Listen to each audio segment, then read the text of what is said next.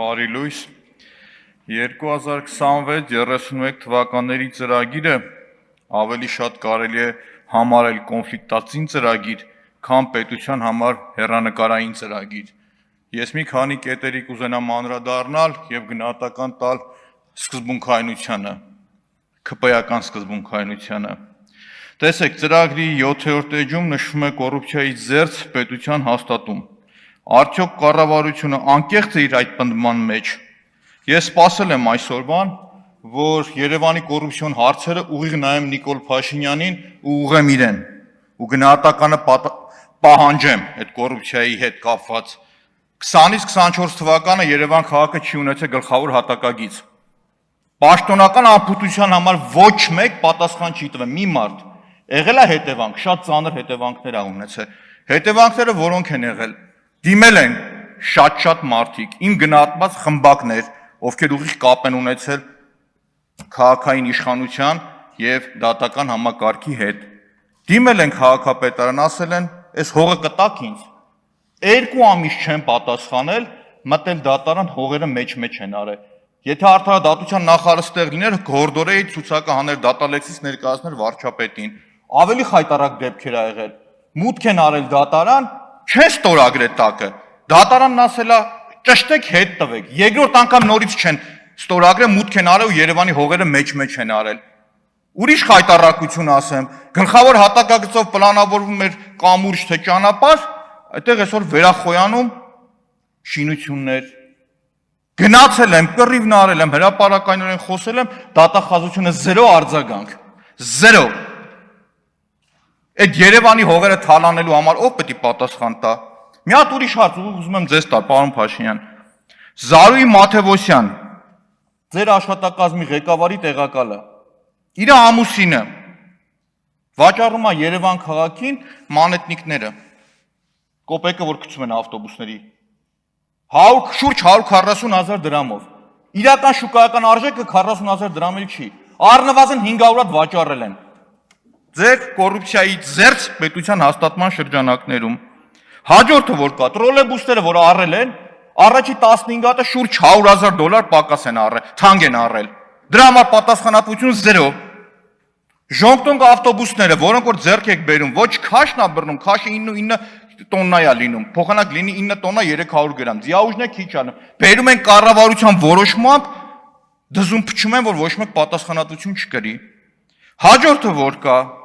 այդ հիշում եք, որ հեծանիվ քշեցի պրոբկի մեջ ընկակ։ Մի հատ կառույց ստեղծեցին Երևանի երթևեկության կառավարման չգիտեմ ինչ կառույց։ Տնօրենը Էդուարդ Այվազյանն է։ Պարզվում է, Էդուարդ Այվազյանը շատ ջերմ հարաբերություններ ունի Տիգրան Ավինյանի հետ։ Ասում են իր դվայորդնի քրոջ ամուսինն է։ Դրանից առաջ էլ Ինշին ՍՊ-ի հիմնադիրն է, որը գովազդներ էին տվել, գովազդային վահանակներ էին տվել Երևանին։ Այդ 1.8 միլիոն դրամ աշխատավարձ ստացող մարդը ինչ օգուտ ա տվել խցանումներին։ 0 օգուտ։ Հաջորդը որ կա, ես խոսում եմ դղյակներից ու հատուկ ուզում եմ անդրադարձ կատարեմ, որ պետական չինովնիկն է անվտանգության աշխատողներով հանդերձ ապրում Վաղնի թաղամասում դղյակում։ Կարող է պարզվում է ԱԱԾ տնօրեն Սիմոնյան Անդրանիկն է։ Չէ, հարց եմ տալիս ես։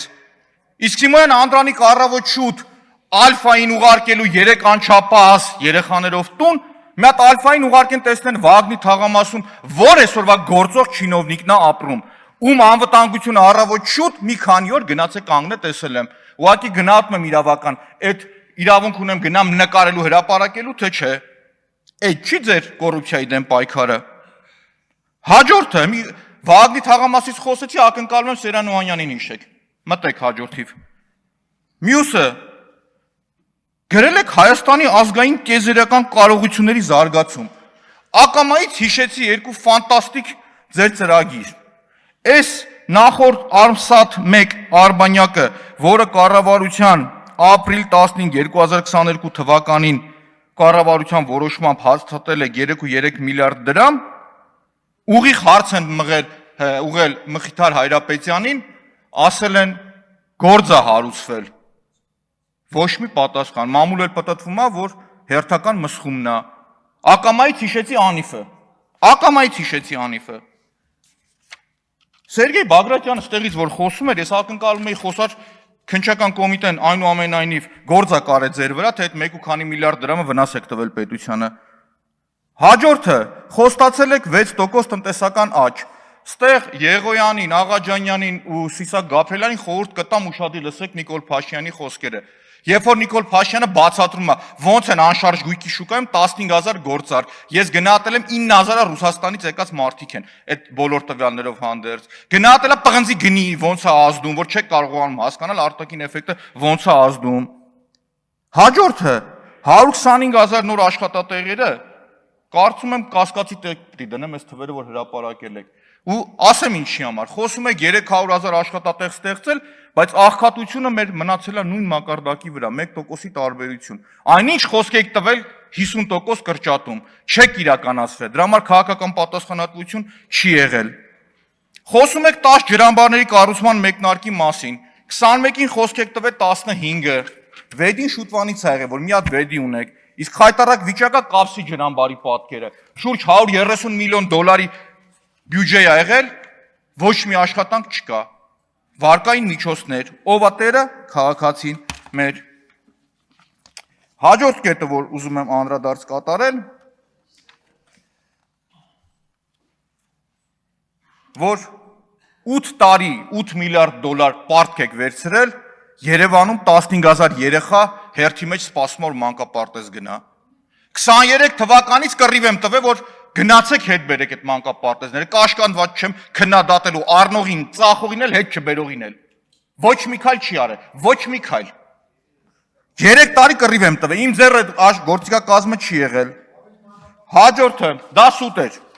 հրապարակումը չեղավ։ Հաջորդը, ապօրինի գույքի հետ կապված, այո, ով թալանելա պիտի բերի հետ դնի։ Ով թալանելա պիտի հետ բերի դնի ու ես կաշկանդված չեմ դա ասելու։ Շարունակություն ասեմ, երբևիցե ապօրինի գույքը չպիտի դառնա մահակ ընդդիմադիր կարծիք ունեցողի համար։ Երբևիցե։ Երբ որ բանակը քննադատում եք, որոշ մարդկանց դառը հիշողության մեջ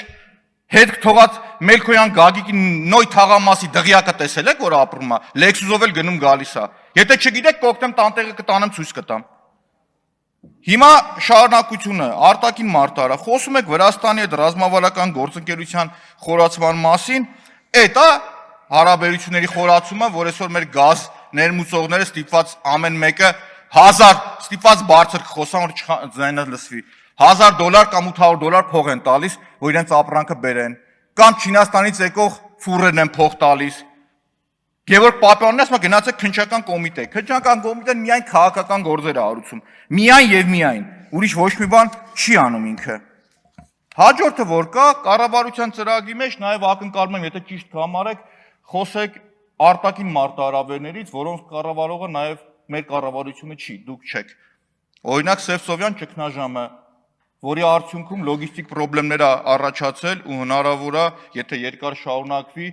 նավթի, բենզինի ներմուծման խնդիր առաջանա նույն պարենային մթերքների հետ, կամ Պարսկաստան Իրան հարաբերությունների սրումը, որը որ բերում է էներգետիկ այս ճգնաժամին, որը որ կա, ոնց եք դիմագրավելու այդ բոլորին։ Ես արձանագրում եմ, որ